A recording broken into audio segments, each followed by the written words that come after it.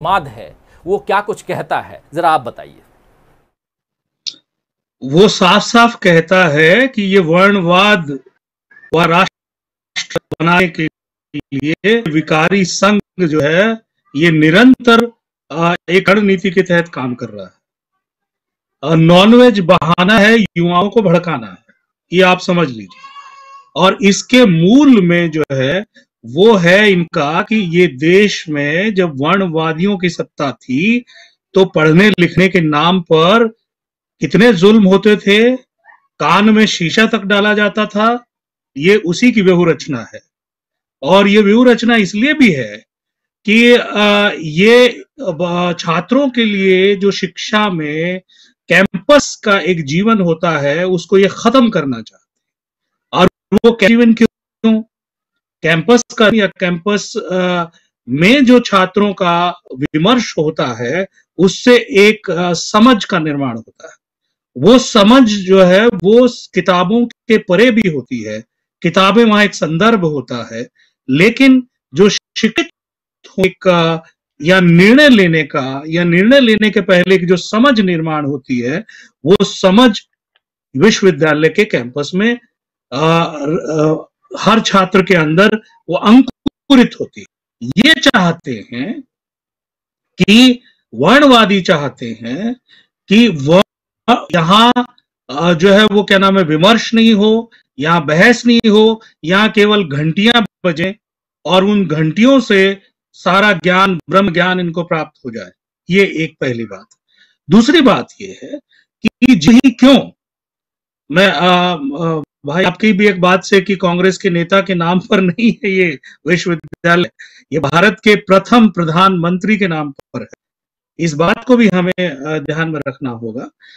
ये इसलिए है क्योंकि पूरी शिक्षा व्यवस्था में जेएनयू एक मंच बन के उभरा। बिल्कुल आपने सही कहा कि ये प्रतिरोध का मंच भी है और ये छात्रों को प्रतिरोध या लोकतंत्र के लिए तैयार भी करता है।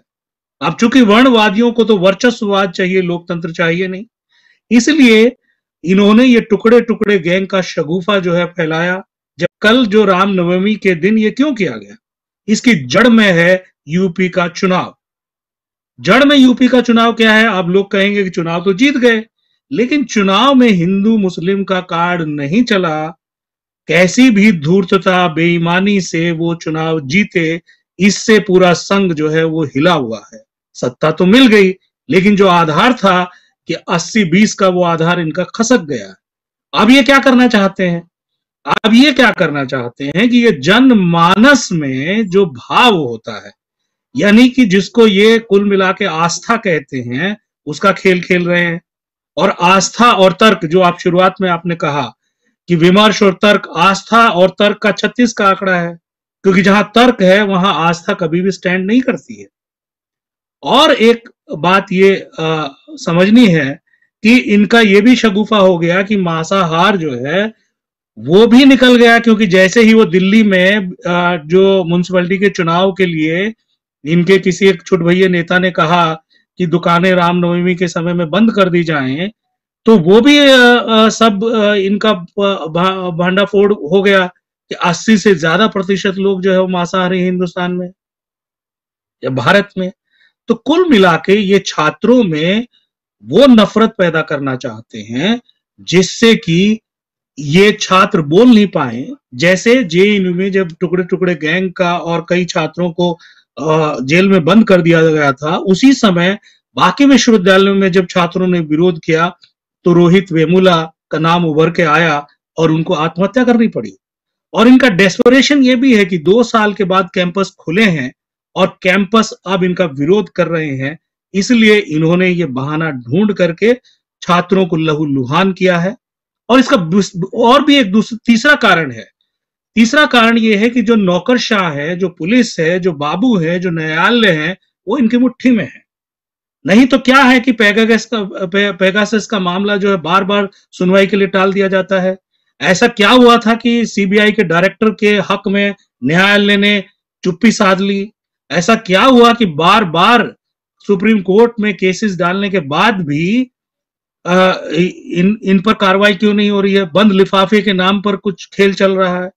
और एक खास और भी बात है कि दिल्ली की पुलिस ने थोड़ी सी आवाज पिछली बार उठाई थी, तो वकीलों के माध्यम से दिल्ली पुलिस की सरेआम पिटाई करके उसको खामोश कर दिया गया है। अब जो है, जो आईएएस जिसको कहते हैं ना, हम बड़े चाव से आईएएस आईपीएस हो गए और हर दिन कहानियां मीडिया में छपती हैं कि देखिए कितने गुणवान पढ़े लिखे हैं। दरअसल ये बिना रीढ़ के लोग हैं और ये संविधान की नौकरी नहीं करते, ये सत्ता की चाकरी करते हैं। इसलिए अब आप देखिए कि अलग अलग मीडिया माध्यम में वर्णवादी जो है वो सरेआम कह रहे हैं, अरे पुलिस की छानबीन करवाइए। सबको मालूम है पुलिस की छानबीन कुछ नहीं करने वाली है।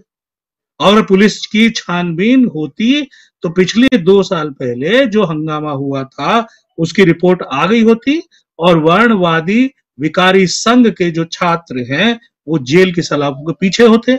लेकिन जेल की सलाखों के पीछे कौन है और उसको जमानत क्यों नहीं मिल रही है, ये सर्वविदित है, नाम लेने की जरूरत नहीं। इस प्रस्तावना के साथ मैं अभी बाकी साथियों को भी कहूंगा वो अपनी राय रखें और अगली बार जब आप मौका देंगे तो और बिंदुओं को रखेंगे।